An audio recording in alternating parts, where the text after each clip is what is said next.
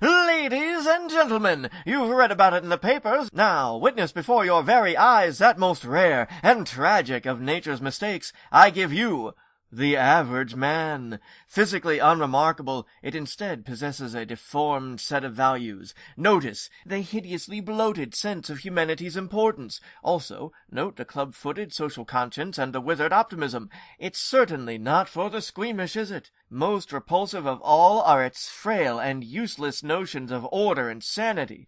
If too much weight is placed upon them, they snap. How does it live, I hear you ask? How does this poor, pathetic specimen survive in today's harsh and irrational environment? I'm afraid the sad answer is, not very well. Faced with the inescapable fact that human existence is mad, random, and pointless, 1 in 8 of them crack and go stark, slavering buggo. Who can blame them? In a world as psychotic as this, any other response would be crazy. Remembering's dangerous. I find the past such a worrying, anxious place. The past tense, I suppose you'd call it. Memory, so treacherous. One moment you're lost in a carnival of delights with poignant childhood aromas, the flashing neon of puberty, all that sentimental candy floss, and next, it leads you somewhere you don't want to go. Somewhere dark and cold, filled with the damp, ambiguous shape of things you'd hoped were forgotten. Memories can be vile, repulsive little brutes. Like children, I suppose. But can we live without them? Memories are what our reason is based on. If we can't face them, we deny reason itself. Although, why not? We aren't contractually tied down to rationality. There is no sanity clause. So when you find yourself locked onto unpleasant trains of thought, heading for the places in your past where the screaming is unbearable, remember, there's always madness. Madness is the emergency exit. You can just step outside and close the door on all those dreadful things that happened. You can lock them away forever. So, I see you received the free ticket I sent you. I'm glad. I did so want you to be here. You see, it doesn't matter if you catch me and send me back to the asylum. Gordon's been driven mad. I've proved my point. I've demonstrated there's no difference between me and everyone else. All it takes is one bad day to reduce the sanest man alive to lunacy. That's how far the world is from where I am. Just one bad day. You had a bad day once, am I right? I know I am. I can tell. You had a bad day, and everything changed. Why else would you dress up as a flying rat? You had a bad day, and it drove you as crazy as everyone else, only you won't admit it.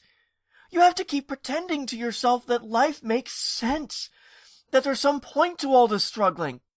God, you make me want to puke. I mean, what is it with you? What made you what you are? Girlfriend killed by the mob, maybe? Brother carved up by some mugger? Something like that, I bet.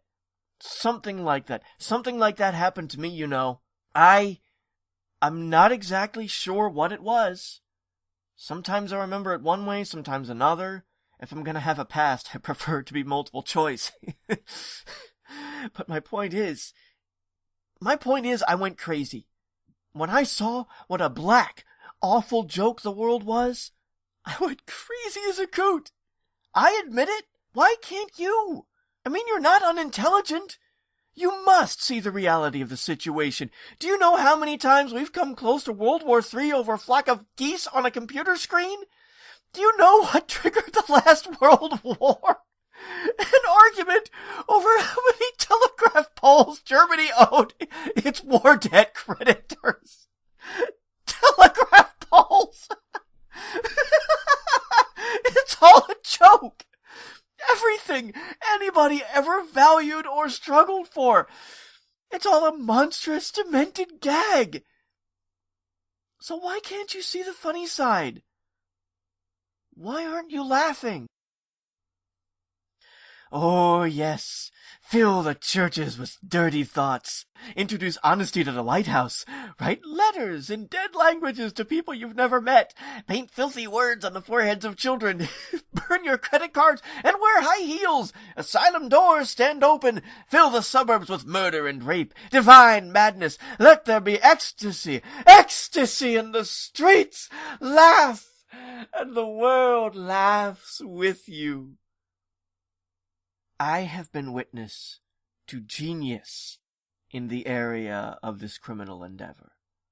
The kidnapping of the mayor, the crippling of the city on numerous occasions. Oh, and my glorious abduction of the commissioner and his daughter. Mass murder, maimings, torture and terror. I've done it all, lady. You're looking at the Einstein of crime. Sticking some poison on the back of some postage stamps, lady? Amateur night in Dixie. Simple as that. Good evening, residents of Joker Asylum. Some of our crazier guests have crashed the party early, and when I say crazy, I mean real psycho. Word of warning, if anyone sees a dribbling fool barking at the moon or maybe just purring like a kitten, do your civic duty. Walk up to them, put your arm around them, show them that you care, before you wring their necks. Tell me, Bats, what are you really scared of? Failing to save the cesspool of a city? Not finding the commissioner in time? Me in a thong? Joker here! Let me remind all new residents of Joker Asylum that they are expected to follow one simple rule. Punishment for not following this rule is death. No ifs, ands, or buts. You know what the best thing about that rule is? It's a secret! If you actually let me finish the sentence, you might learn something. You might learn we're not so different. You might even learn something about yourself. They could put me in a helicopter and fly me up into the air and line up the bodies head to toe on the ground in delightful geometric patterns like an endless June Taylor dancer's routine, and it would never be enough. No, I don't keep count. But you do, and I love you for it. Ladies and gentlemen, hobos and tramps, cross-eyed mosquitoes, and bow-legged ants, I come before you, to stand behind you, to tell you a story I know nothing about. One bright morning in the middle of the night, two dead fellows stood up to fight. They stood back to back, facing each other, drew their swords, and shot each other. If you don't believe my lie, it's true. Ask the blind lady on the corner. She saw it too. I can't believe it. He's actually gone. Let's take a moment to reflect on the passing of a man who was more than just another do-gooder in tights. He was the best arch nemesis a sociopath could ask for. Okay, let's do it again. I did it. I finally killed Batman. In front of a bunch of vulnerable, disabled kids. Now get me Santa Claus. Both of us trying to find meaning in a meaningless world. Why be a disfigured outcast when I can be a notorious crime god? Why be an orphaned boy when you can be a superhero? You can't kill me without becoming like me. I can't kill you without losing the only human being who can keep up with me. Isn't it ironic? You actually believed that all it would take is a few chemicals, a couple of days in drug-induced isolation, and a cheap little nervous breakdown, and you'd have me all figured out? Like there was some rabbit hole you could follow me down to understanding?